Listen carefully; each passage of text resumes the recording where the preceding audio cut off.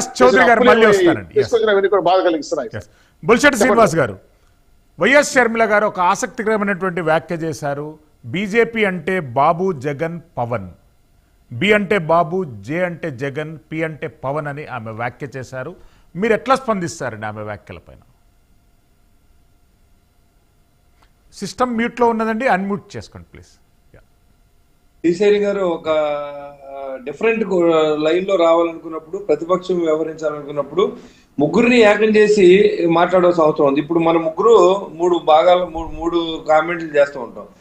ఒక్కవిడే ముగ్గురిని కలిపి కాంగ్రెస్ పార్టీని మీ ఒకటే అపోజ్ చేస్తుందనే విధంగా మాట్లాడుతున్నారు తప్పితే, అక్కడ దాంట్లో పసలేని వాళ్ళ అన్నగారి గురించి మాట్లాడమనండి, వాళ్ళ పార్టీ గురించి మాట్లాడమనేది పరిపాలన వాళ్ళు, మేం కాదు. బాబు, పవన్ లేకపోతే చంద్రబాబు అనేది కాదు, జగన్ అవన్నీ కాదు. ఇక్కడ వాళ్ళ అన్నగారు ఏదైనా తప్పు చేసి ఉంటే, ఇప్పుడు ఉన్న ప్రభుత్వం వాళ్ళ అన్నగారు వదిలేండి సార్, వైసీపీ ప్రభుత్వం తప్పు చేసి దాని మీద ఆవిడ మాట్లాడమనండి. పాలకపక్షం కాని పార్టీల్ని ఇవాళ ఎంత మీరు చెప్పినా, మీరు ఓడించిన పార్టీలు, ప్రజా ఆమోదయోగ్యం పొందిన పార్టీ వైసీపీ పార్టీ. ప్రజలకు సేవ చేయవలసిన బాధ్యత వాళ్ళ మీద ఉంది. విమర్శించే ఎవరిని విమర్శించాలి? టీడీపీని, జనసేనని విమర్శించే వాళ్ళకి ఉపయోగం లేదు. ఏదైతే పాలకపక్షం, మేము కూడా వాళ్ళే విమర్శిద్దాం కదా. ఏదైతే పాలకపక్షం ఉందో దాని లోటుపాట్ల మీద మాట్లాడుతున్నాం, కానీ దీంట్లో వ్యక్తిగతంగా దూషించుకోవాల్సిన అవసరం లేదు. ఇప్పుడు మన రెడ్డి గారు ఒక మాట మాట్లాడారు, అడుగు తినే వాళ్ళు అందరికీ చదువులు చెప్తున్నారని. ఆ మాట వెనక్కి తీసుకోండి. ఆంధ్రప్రదేశ్ అంటే అన్నపూర్ణ ఆంధ్రప్రదేశ్ మీరు మాట్లాడకండి. ఇంకా నేను మీరు చెప్పింది అంతేగాని మీరు మాట్లాడినప్పుడు నేను మాట్లాడలేదు కదా. ఒకసారి మీరు తెలుసుకుంటే ట్రై చేయండి. నాకు శ్రీశైలి గారు చాలా జ్ఞానాన్ని నేర్చుకున్నాను నేను. నాకు తెలిసింది చాలా తక్కువ, తెలుసుకోవాల్సింది చాలా ఉంది. ఇలాంటి వాళ్ళు ఎవరైనా మాట్లాడితే, రెడ్డి గారు మాట్లాడేది తెలుసుకుంటా చెప్పండి. అంతేగాని మీరు ఇద్దరు అడగండి. నేను తప్పించుకోవాల్సిన అవసరం లేదు. అన్నింటే వాపస్ తీసుకుంటే అడగండి వాళ్ళిద్దరిని.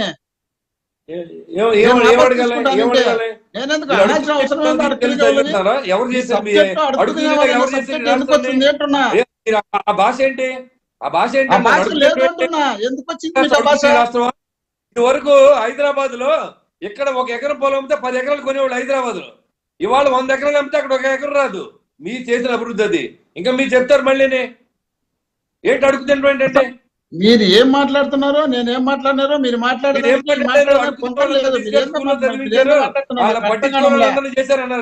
మాట్లాడింది ఒకసారి ఏదో క్లారిటీగా చెప్పండి.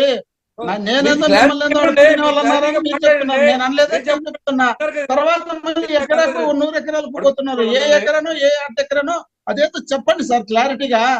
మీరేమన్నారు? అడుగు తినే పిల్లల్ని, చదువుకోని పిల్లల్ని అందరినీ తీసుకెళ్లి స్కూల్లో జాయిన్ చేసి చదువు చెప్పించిన ఘనత జగన్మోహన్ రెడ్డి గారు దక్కుతాడు. అది కాదు మీరు పొరపాటు అన్నారు. నేను చెప్పేదేనండి, 1998లో సెలెక్ట్ అయినటువంటి వ్యక్తులు అడుక్కు తింటున్నారు.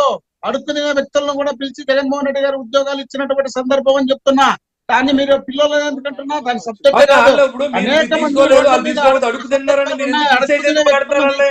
ఎవరు అడుగుతున్నారు? మీరు వాస్తవాలు ఉన్నట్టు ఇలాగే అన్నారు. అడుగుతుంటే ఆ భాష ఏంటి? మీరు ఎవడైనా డిఎస్సీ రాసి అడుగుతుంటాడా?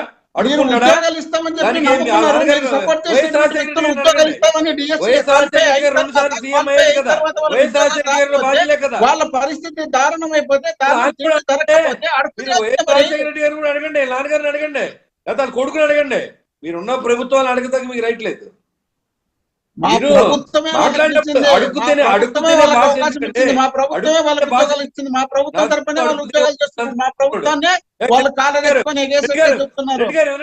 వినండి. నా దృష్టిలో అడుగు తినడం అంటే రాజకీయాలు లంచం తీసుకుని అడుగు తినోడితో సమానం, దొంగతో సమానం.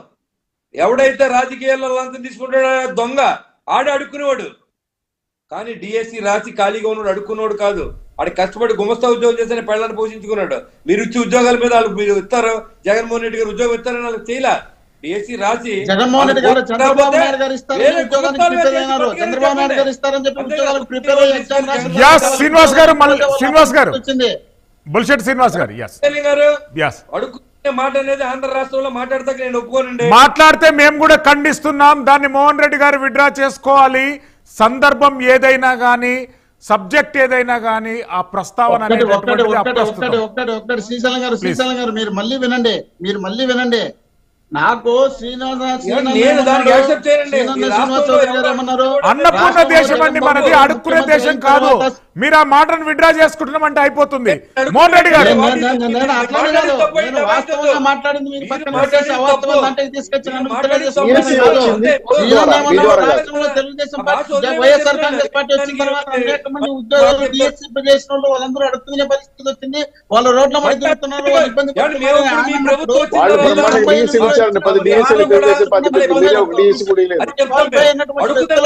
ఉద్యోగాలు ఇకపోతే వాళ్ళందరూ రోడ్ల మీద అడుగుతున్నారని నేను చెప్పినా గానీ నేను చెప్పినది మోహన్ రెడ్డి గారు ప్లీజ్, క్వాలిఫై అయినటువంటి మోహన్ రెడ్డి గారు ప్లీజ్, మోహన్ రెడ్డి గారు, మోహన్ రెడ్డి గారు మిమ్మల్ని, ఆర్థిక పరిస్థితి లేనప్పుడు మోహన్ రెడ్డి గారు ఆన్ ద స్క్రీన్ ప్లీజ్, ఆ బండ్లు ఓన్లీ మోహన్ రెడ్డి గారు. బిజినెస్ చేసుకోవాలి.